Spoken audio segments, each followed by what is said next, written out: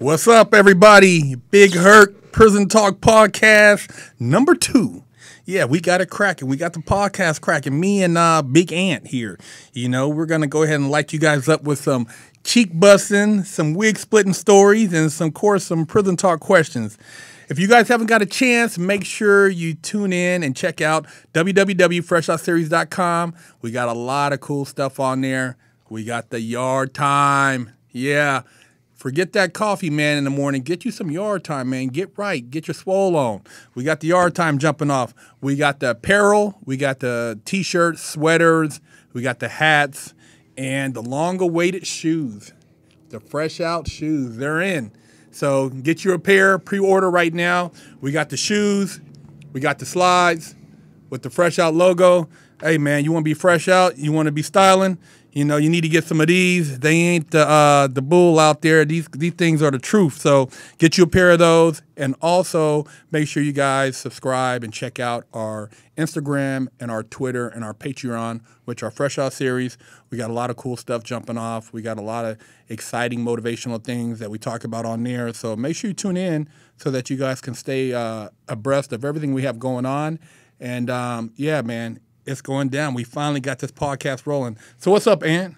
Not much, man. Same old, same old. Glad we're here for episode 2. We got a jam-packed episode today. So got some great questions. We got some current events going on within the prison system. And then we also got our first wig split of the week. So that should be fun for the viewers and listeners. So let's get this show started with the first question. Hi, Herc. From your experiences being around those in federal prison system, how much would you say inmates are in there because of poor decision-making versus being victims of their environments? Love your show, Chris from Texas. Victims of their environment or poor decision-making. I would say a lot of times it's just getting caught.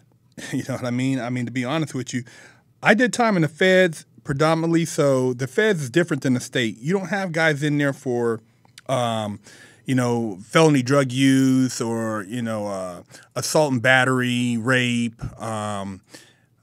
getting caught with, like child porn and stuff like you do have those guys, but you don't have the guys in there for petty stuff. Most of the guys in there are in there for getting money unless it's a legal entry or something like that. So I would say, getting caught, poor choices because, of course, if you're out there selling drugs, you're, selling guns, you're embezzling money, you're laundering money, that could be looked at as a poor decision because it can result in you being locked up. But as far as victims of their environment, yeah, you have some guys who came up maybe without a father figure, guys who came from maybe a parent that was a drug user, and that could have affected the way that they dealt with situations and just because of the choices they had to make to survive. And that could have played a factor. But at the same time, you got guys in there who are college educated. I've seen guys, ex-military guys who are sharp. Not everybody in prison is just, is from, per se, the streets as far as, being non-educated and stuff like that. Because most of the guys in there, even if they weren't educated as far as through school, they were pretty well educated as far as from the streets. So, victims of their environment, the guys I talked to, they didn't really blame their environment for their situation. It was just more or less at that point decision making, association with people, getting involved with the wrong types of things and just choices. So, it's a lot of times people want to point the blame and, play a victim, but for the most part, a lot of the guys I ran across pretty much took responsibility for their actions. It's, and I would imagine, it could be different in the state, just because the crimes aren't monetary. Right.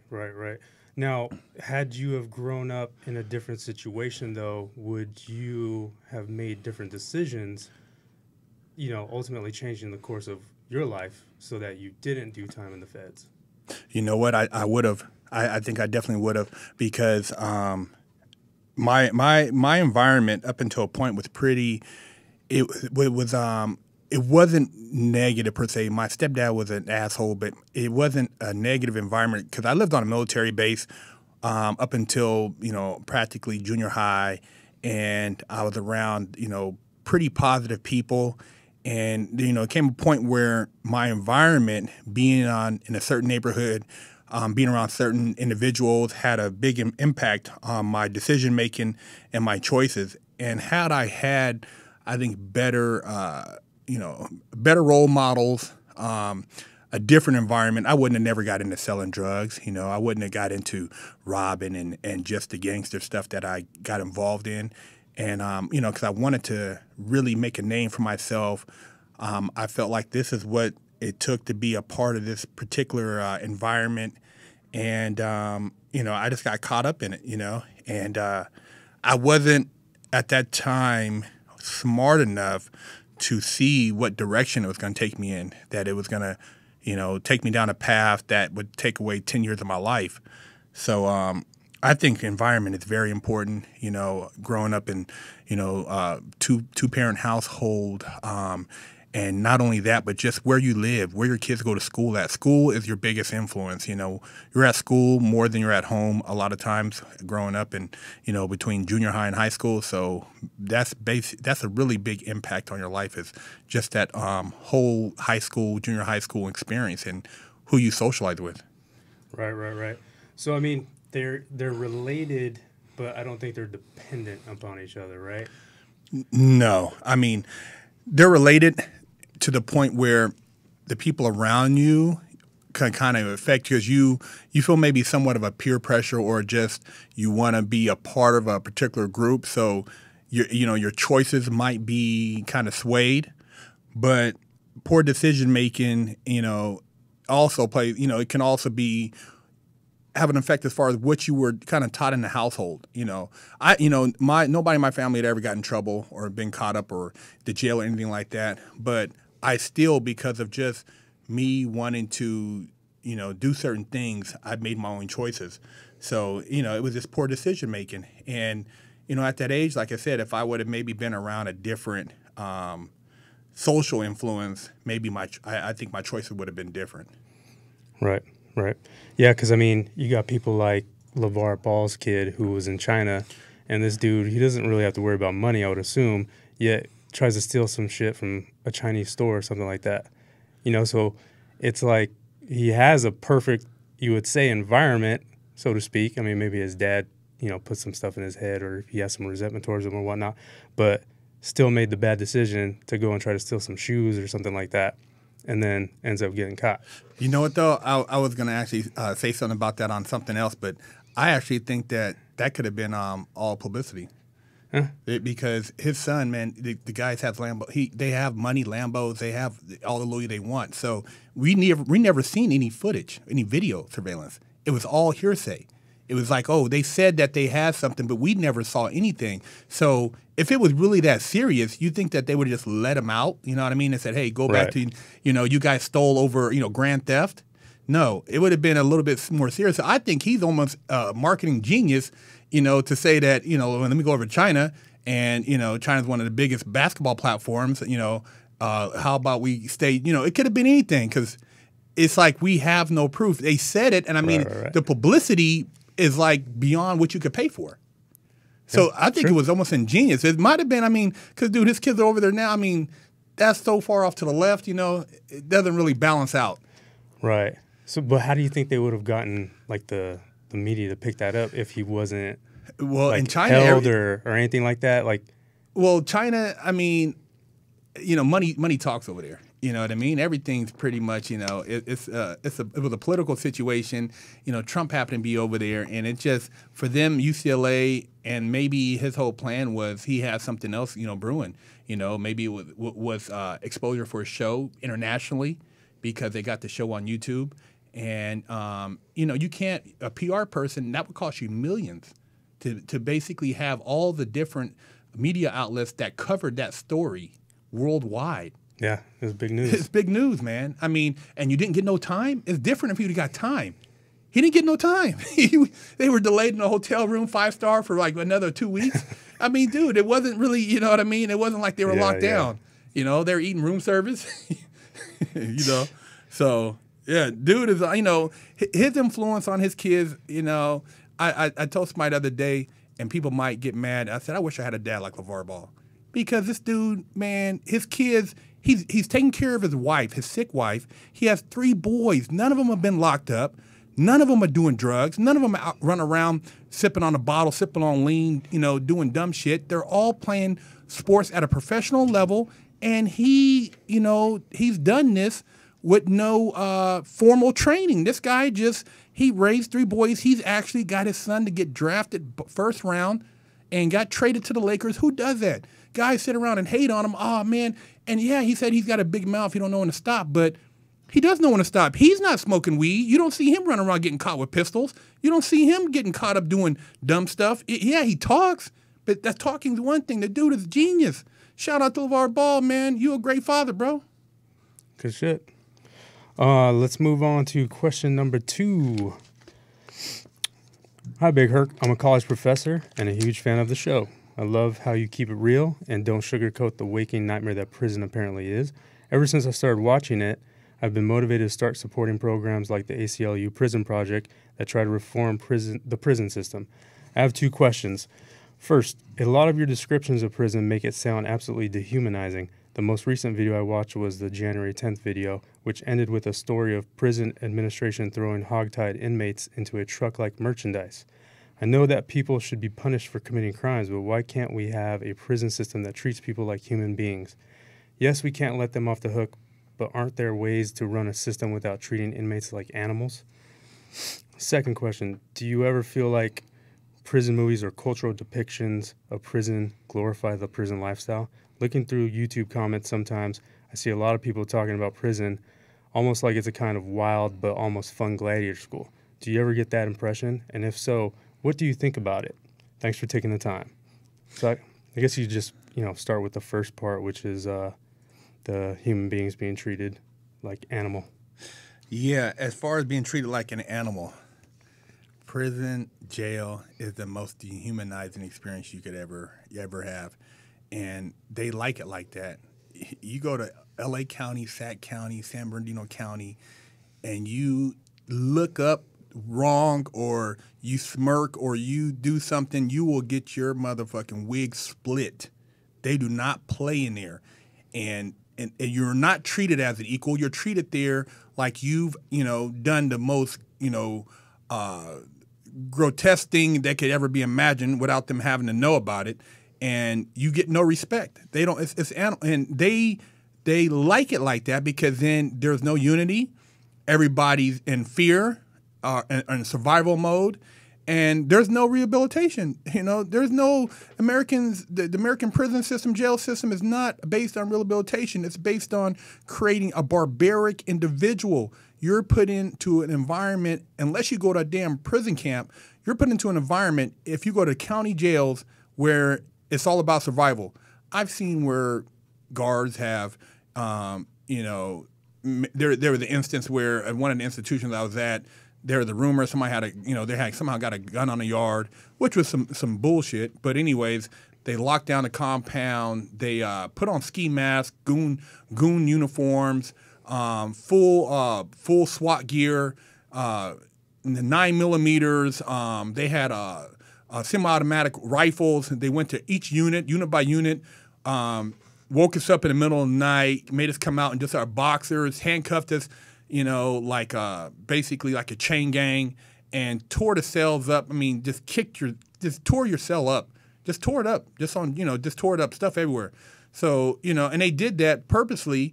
And these guys, while you're sitting there, don't look at me, keep your head down. And it was just basically a show of authority. And the next day, they made everybody go to chow. Just made them go to chow. People don't even want to go to chow. You get up, go to chow. Clear out the unit. And they had, COs on the roofs with guns pointed at us. COs walking next to us with guns pointed at us. And if you looked sideways, you're getting tossed to the ground and taken to the hole. So that was uncalled for. Uncalled for, man. And there's other institutions. I was at Lompoc. They called them the Cowboys. They'd roll up in there, hog tie your ass, literally hog tie you, and like a skewer, and have like a stick or rod type thing, and have you hanging from that while they carry you down to the hole, butt naked. You know what I mean? You'll be butt naked. dingling, dangling, everything, man. These guys, I mean, that was part of the game. They said, watch out because, you don't want to get the Cowboys called on you. And so each institution has their own way of dealing with stuff, but it is very dehumanizing. There's nothing, if it's like, say, a situation where it's that child, maybe the warden try to talk to you like, he really cares. These guys do not give a damn about you up in there. If you get written up, it's a lost cause unless you really know how to fight it. And, people who come in here and work, they're there for a job. You can't cry to them. They don't care because they go home every day. And so, it's very dehumanizing, and it's nothing like, from what I understand, the Scandinavian prison system where, they don't push racism, they don't push the separation, they don't basically endorse the gangs, which they do in every California prison. They love that. Mexicans separate from the blacks separate from the whites. If you got guys who are who promote hatred, let them get on the yard and kind of get things situated, and that's how they run the prisons. The wardens love it, the guards love it over time. And, that's why they have, so much violence in our prisons is because of that, the dehumanizing. Now, do you think that if money wasn't the main motivator behind these prison systems, that something similar or the exact same copy of a Scandinavian prison system would actually work here? Or do you think that it's just too much racial divide amongst the people that even that type of system wouldn't even really be able to work?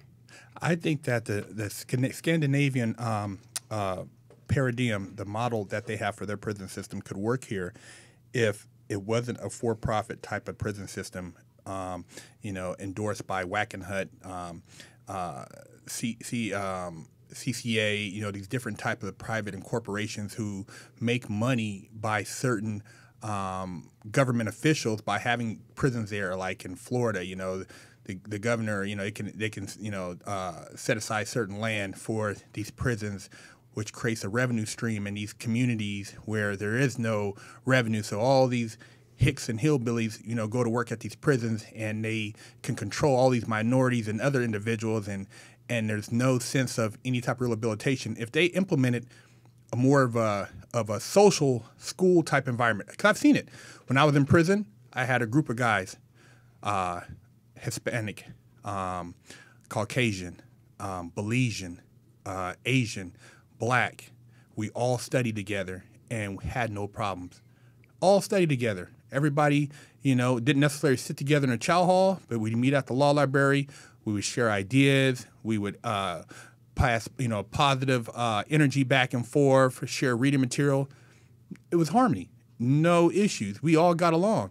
Outside of our circle, there might be political things going on the yard, but among our group, we had none of that. So it can work if these people really want to do that. If they were to put the time and money into, say, endorsing and pushing more education. Hey, you get an education, you get this, you can get early release, you can get a job. These guys would be busting ass to do this because they bust ass in there in the factories making jeans for these stores on the street, for these companies on the street, and assembling electronics and all this stuff. They bust ass doing that. So they would bust ass to actually do right if they were given the choice. But they're not given the choice because people on the street say they should be punished. And, I understand that. Some people are pieces of shit. Yeah, they need to, get people want to feel like they got some type of retribution, but at the same time, if you want people who are gonna get out to be more productive, give them the tools they need to be productive. And if they did that, these guys wouldn't have the racism, because you got a white guy studying with a black guy, or a Hispanic guy, teaching Spanish to other guys, and it would be more of a positive environment. But number two is these guys getting out now, they get jobs, they have opportunities, and then people on the street are mad because these guys went to prison and came out, now they're doing good.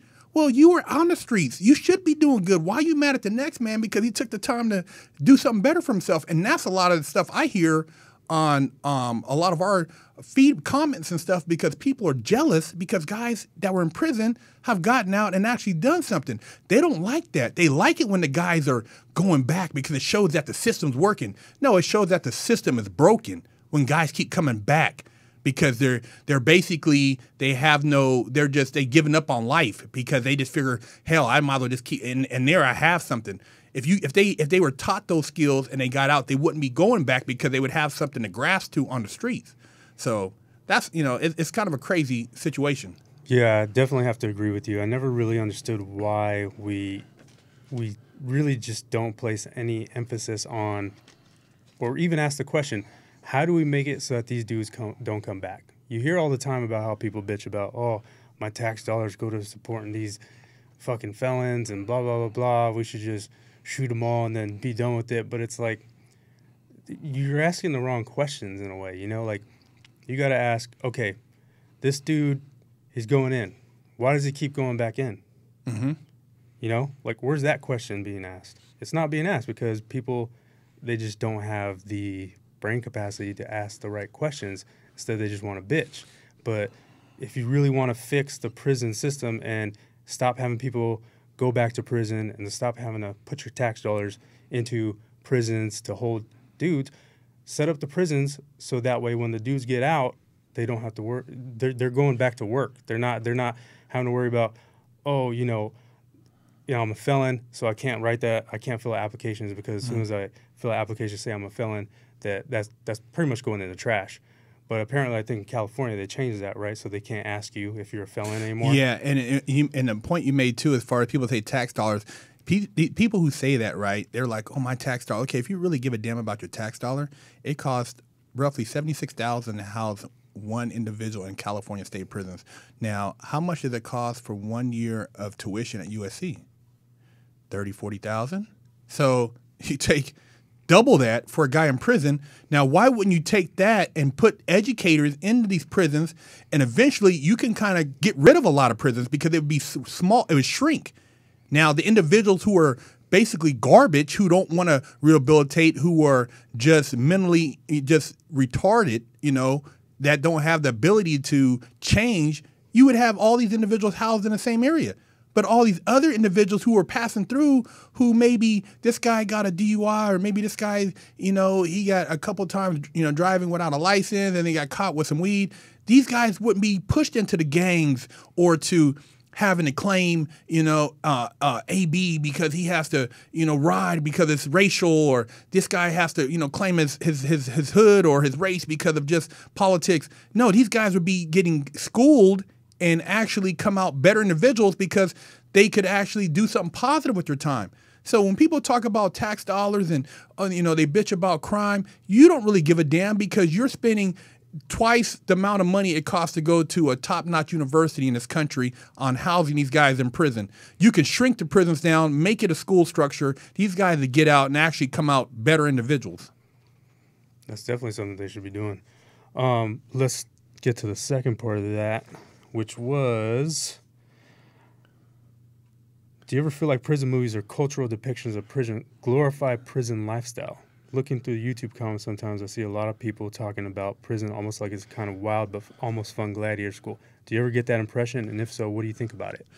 I definitely do, man. I think that, a lot of these movies, one of our foreign fans was asking, like, why do they glorify homosexuality? Why do they glorify that?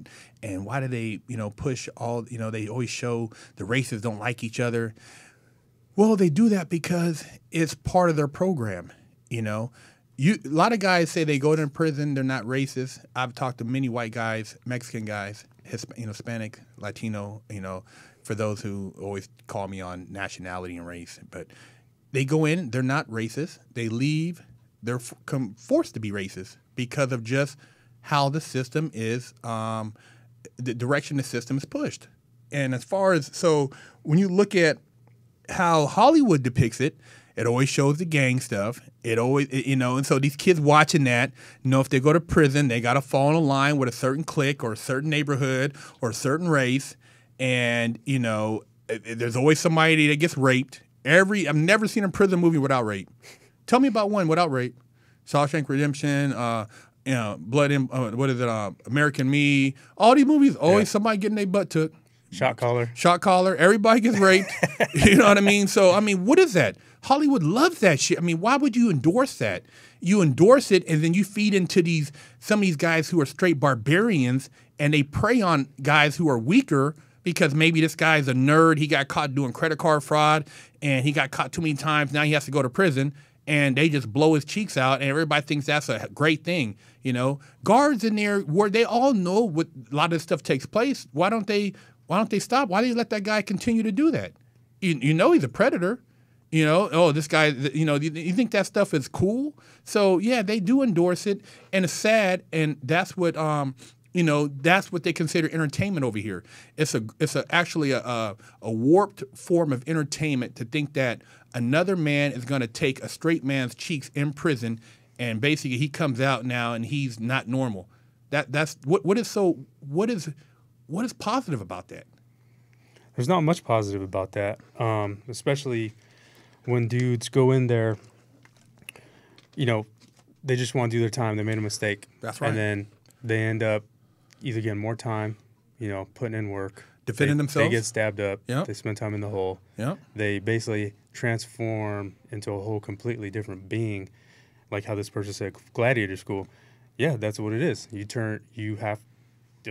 what other choice do you have? Yeah. You either do that or you become a punk. Survival. Or go hide in fucking PC. And I mean, what kind of life is that? You know? I mean, if you got a guy, you know, and I've heard, you know, you've seen it even, remember Stir Crazy, Richard Pryor and I forgot the other actor, but when they were in the prison and the warden wanted to break him and he put him in a cell with that big dude and the dude pressed up against Richard Pryor and they were sitting there and they're like hoping that he was going to bust their cheeks, and then at the end they were all singing together and they're like, what the hell? But see, that's typical Hollywood, man. They want to see. They always say Big Bubba, you know what I mean? Yeah. He's got a whatever, and he's going to bust some cheeks, you know, he's a known cheek. But, I mean, who praises that? Why would you praise an individual like that, man? It's pretty sick, man, when you think about it. It's sick. Do you think they do that to try to scare people, though? Or do you think they really just have a thing about it, like they're like a fetish? I think it's a fetish, man, because, you know, I think it's just a fascination, whether it's some deep, dark fantasy for these guys. And it you know, we can go through and look at some history shit as far as, you know, these guys watching, you know, somebody, you know, forcibly rape another person, so-called breaking them. I mean, they used to do it to slaves. They would rape the slaves, the biggest male, black male. They would rape them in front of the other slaves and show a sign of dominance. And then now in prison, that's what it became, with a sign of dominance. So this thing it's nothing new. It's things that they used to do to break the spirit of individuals from back in the day. So prison, they just kind of kept pushing that, which became another form of just, you know, domination, control, and just like basically showing people who's in charge. Because why else would they put that in a movie, you know? And as far as saying it's a deterrent, I mean, deterrent. I mean, if you're doing crime, the last thing you're thinking about is going to jail and getting your cheeks busted. But if you throw that in there, it's like, well, man, shit, if anybody would try to bust my cheeks, I'm going to kill them. Straight up. You're not going to do it. I'm going to kill you. You know what I mean? So why would you now – I'm looking at defending myself and you're going to charge me with murder, but this guy, he's a rapist and he tried to – I mean, it doesn't even compute. So – you know, for them to even say, oh, you know, you don't want to go to jail, get raped. I'm like, damn, I don't want to go to jail because I don't want to go to jail. Right. You know what I mean? Yeah. I need to stay in school. I don't want to go to, it's not about going to jail and worrying about Big Bubba. Right. This person also, I mean, going back to what they were saying, it's almost like a kind of wild but almost fun gladiator school. Now, do you think dudes like being in prison? Like they get off on just the whole environment of prison, you know, they feel at home there. They like putting in work. They like, you know, they just like calling the shots. They like just that whole environment. It's funny you brought that up, man, because you know, there's some guys in there. They thrive in there. They don't have shit on it. These guys live like, you know, they buff their cell floors. They polish the toilets. They iron their clothes. I'm like, damn, what the hell these dudes, they act like this is their house, like they living in a high rise on Wilshire Boulevard, man. You know, I can't believe it. They put wax on the floor, it's shiny, and it's like they think they're really doing it in there. You're not doing shit in prison. You're doing time, man. You're in there, you're getting your head busted, man, because you ain't got no rights. And for you to take pride in that garbage that they have you in, you're a dummy. You're a dummy. And like you said, a lot of these dudes, they love it. I've seen when these guys hit the yard, oh, man, we're deep. We're the shit. Yeah, they run around. I'm like, you're a buster. You're a buster, bro. You waiting for all your homeboys, 100-something homeboys, to go do something? You ain't about shit. You ain't got no hands. You're a coward. And it takes 100 of you to do anything. And those guys, they love that shit. And they're the ones who basically get in there and, get into the drugs, because they want all that stuff. They want to control that. That's their power.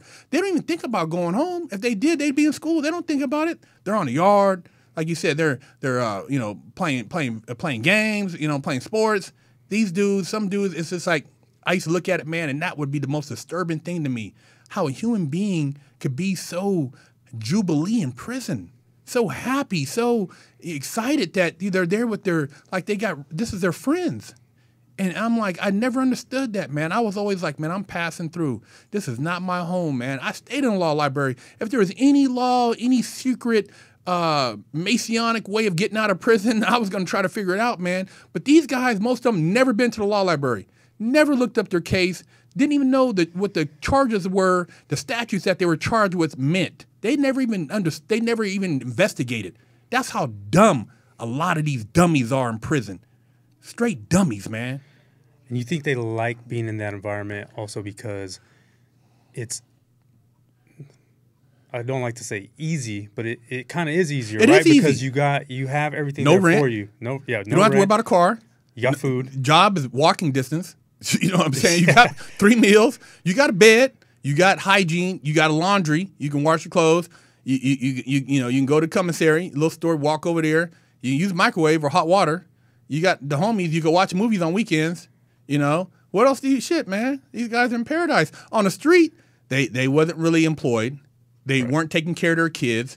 They had a female, but they were probably too busy getting high to really pay her any attention. She was working all day while they were, jacking off. You know what I mean? Whatever they were doing. So in jail, it's just a natural thing. And when they do see their females, it's a quick little visit, but there's no commitment because they don't have to really give her any emotional, support. It's just basically, hey, babe, kiss you at the visiting, kiss you at the end, and that's it. These guys have no responsibilities in prison. And to have responsibility, that takes a real man. That takes somebody who's willing to stand up and do something. And a lot of these guys, they don't want no responsibility. Right.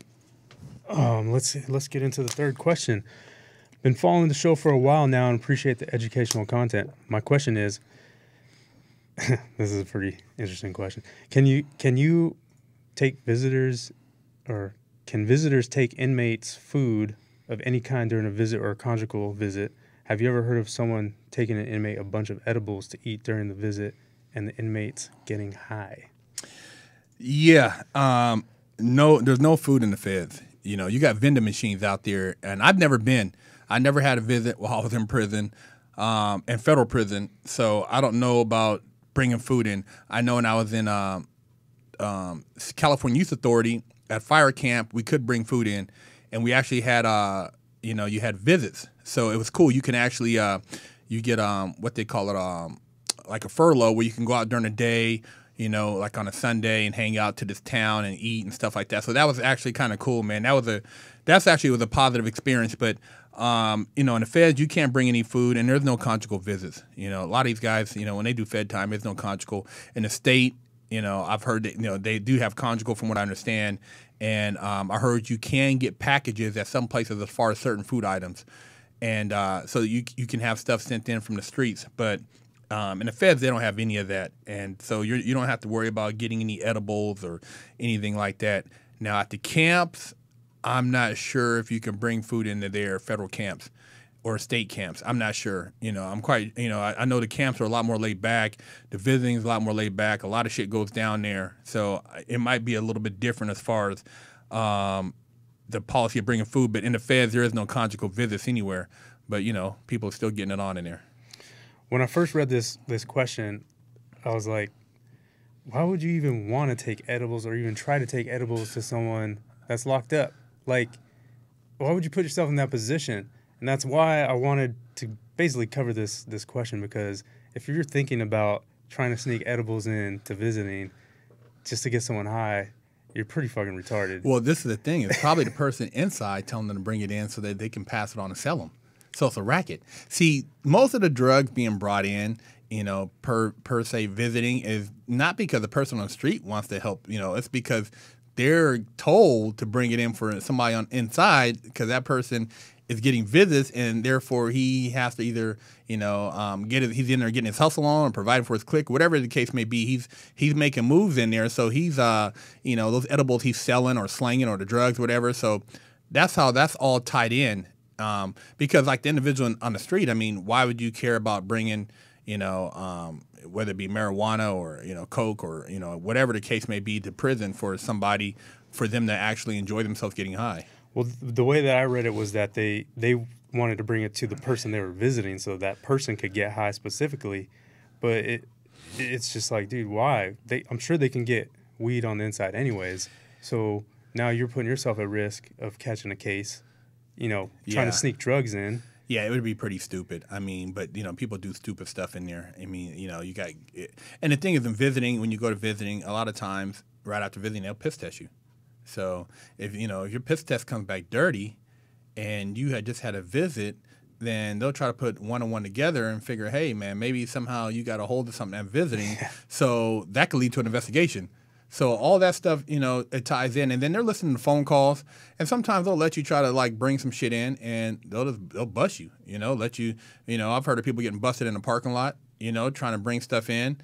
They've been listening to the phone calls, and you think you're talking code, and they'll decipher that shit and basically set your ass up, because, you come into an institution, you sign certain things, and you subject yourself to certain rules and policy. And if they search certain things and find it, then you can get caught up. Definitely not worth it to me. No. All right, time for some current events pertaining to prison. So I use Prison Policy Initiative as a resource for basically all the up-to-date prison information. It's a really good website if you guys want to check it out. The Prison Policy Initiative. They stay up to date with all the current events going on, and that's more or less where we pulled this information from for this episode. One of the most recent things that they posted was that Pennsylvania may lift the burden of needless driver's license suspensions. And one thing that many of you may not know is that whenever you commit a crime, or maybe not now, it happened to me, but if you commit a crime, a drug crime, and it involves a vehicle, they take away your license. They suspend your driver's license, which to me seems like a counterproductive measure. I don't know when California's part of the states that no longer does it. I don't know when they did it. Back in 2011 when I got busted, they definitely took mine away, and that shit sucks because it just doesn't make sense. They throw a case on you, throw a felony on you. They give you time, give you restitution, give you probation, and now they take your license away. So what are you left with at that point? Like it's almost like, okay, you want me to do all this stuff because of the mistake I made, but now you want to make it almost impossible for me to go to work. You got to bum rides, you got to rely on people, have your friends help you out and shit like that. To me, it seems like something that never should have been a thing to begin with. Yeah, that's like double punishment. You've already done your time, you get out, and now you can't even go to work to pay your bills. You can't pay child support because you can't get to work, you don't have a car, and, without a driver's license, it's just basically you're hindered. So I don't know what the whole gist of that was. They're trying to, I don't know if they're trying to say, well, you have a driver's license, so now you have no license, you can't go nowhere, you can't do no crime, but then you can't be productive. So if a person had a driver's license and was working or had the ability to go to work or be mobile, why wouldn't you give them that ability if you want them to do better and not repeat the same behavior? So yeah, it's a pretty lame rule, and you know, for the states that have implemented that, it just totally, you know, it feeds into the recidivism. Yeah, it definitely seems like a way to get you to violate, and definitely because I mean, when you're on probation, you have to have a job. That's right. I remember that's one thing my probation officer told me was like, you have Job or you have school. to have gainful employment, otherwise it's a violation.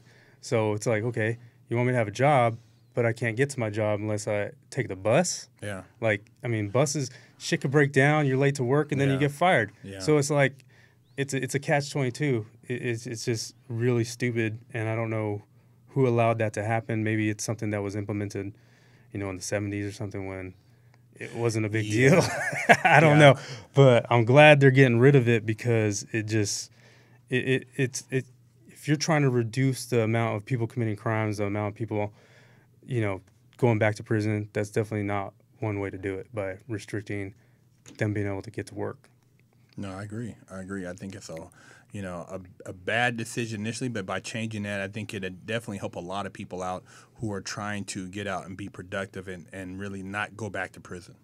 Yeah, apparently there's only 12 states left, so hopefully those 12 states get their shit together and get with the program, because this isn't the 1950s anymore. No. Another article that we got from this website was a new poll stating that mass incarceration is a Latinx issue. Now, when I first read this article, I thought it was a typo. I was like, Latinx, what the hell is Latinx? Is this some Malcolm X type shit or what? So when I Googled it, it come to find out that gender neutral bullshit is starting to cross over into Latino culture, because that's what Latinx stands for. It's apparently a way to say Latino and Latina without having to say Latino and Latina. You just have to say Latinx, which just doesn't even make sense to me. And as a Latino, I'm definitely not going to follow none of that nonsense. And it's always going to be Latino and Latina to me, just because I don't like stupid shit, and that's definitely stupid shit. But this information basically came from Latino Justice, a national nonprofit civil rights organization. And their poll was basically to see how Latinos feel about mass incarcerations and how things are swaying towards them. And one of the things that they stated was the majority of Latinos favor rehabilitation over more punitive responses to crimes such as added police or prison. And when I read this, I was like, well, obviously, why would you want more cops or prisons as a form of punishment? So this type of polls, I don't know where they gather their information from or who they poll, but it definitely seems like just a lot of random information thrown together and saying that it means something. Another one would be that in the context of widespread attention to the treatment of African Americans by the police, 64% of respondents believe that Latino people face similar treatment at the hands of the police. I personally haven't really experienced that type of, treatment by cops. I don't know if it's because of the way that I portray myself. Like, I don't really get into shit anymore. I don't go looking for shit. Mm-hmm. So for me personally, I'm not part of that demographic. I can't. I've been in LA since 2009, and I can't remember a time where I felt like I was harassed by cops. I don't know if you have something else to say to that. I think a lot of times too, if the areas, since I've been out of prison from 2008, I haven't had any negative run-ins with the police. I haven't had any harassment issues or anything like that. And so it's all like how you carry yourself. Where you're at, and I can see how people in other environments could say that, well, you're not, in our community, so you don't know. And it does make a difference where you live at, because when I was a youngster and I lived in a certain neighborhood in Sacramento, we had a lot of run-ins with the police just because, we were, typecast as a certain element, and that element was under a lot of a lot of eyeballs. So, you know, it all depends on where you're at and how you conduct yourself and, you know, what you're doing. I mean, if you're hanging out in a trap house or you're on a known drug street or just hanging out in gang territory, you're going to be subjected to police harassment, you know. But if you're I would say, and then again, too, I wouldn't say, even if you're in sometimes, you know, Beverly Hills, I mean, if they run your plate and it's registered from what I heard in certain areas, they'll pull you over, you know, and make up something. So, yeah, it can happen. So I'm not knocking those who has had those run-ins, but I'm fortunate enough that I haven't really been subjected to, you know, police harassment since I've been out. Okay. Yeah, so this one I thought was interesting was 83% of Democrats and 70% of Republican respondents support the voting rights of people who have paid their debt to society after being convicted of a crime.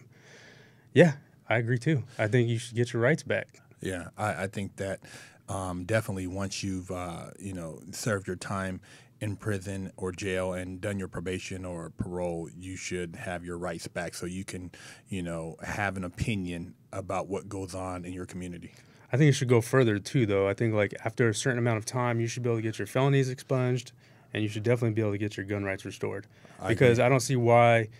Okay, you supposedly paid your debt to society by doing time, yet you carry a felony with you for the rest of your life. That's right. And that felony hinders you. So, I mean, what sense does that make?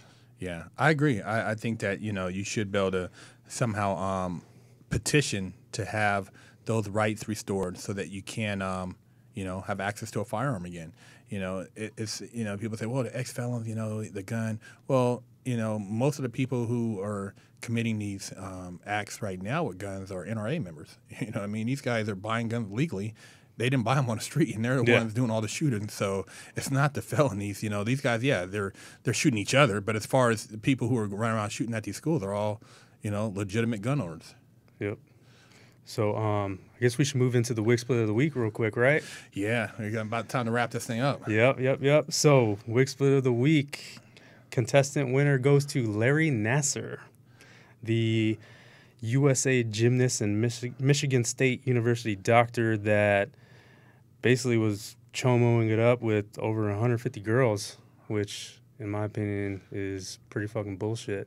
Yeah, he's a piece of work, and I don't know how he was able to sustain that type of conduct over that period of time, and none of his superiors took action. You know, that sounds like to me some major cover-up stuff. So I was reading that he got 60 years in the feds, and then 60 years in the feds. He also got 3 charges in another county, and has this 175 years that he just got handed. What do you think prison life's going to be for this man? Larry Nassar is going to be somebody's bitch. You know, I hate to push that whole thing we just talked about earlier, but this guy, you know, people don't take lightly to that. You know, guys got sisters in there. They got, you know, daughters. They got, you know, mothers. And when they hear about a guy who did this type of act to young, you know, young minors, they don't give you don't get a pass. So this guy, and depending on where he goes, I don't know where he's gonna, but if he's anywhere in California, he's gonna catch the blues. You know, he's gonna have problems, and you know, he's probably gonna spend a lot of time PC'd up. But when he's on main line, he's always gonna have to look over his shoulder. Well, hopefully he gets what he deserves. Yeah, because that's just horrible. You know, in Michigan State, man. The families of the victims should file suit, you know, and get paid. This guy right here, you know, he ruined a lot of lives. Yeah. Well, looks like that's going to be it for this episode. Tune in next week, and we'll be back with episode 3 of Prison Talk Podcast. You got anything to say, Big Herc? Nah, look forward to talking to y'all again next week, man. Make sure you tune in. Lockdown's over. Get your yard time in. Exclusively at FreshOutSeries.com.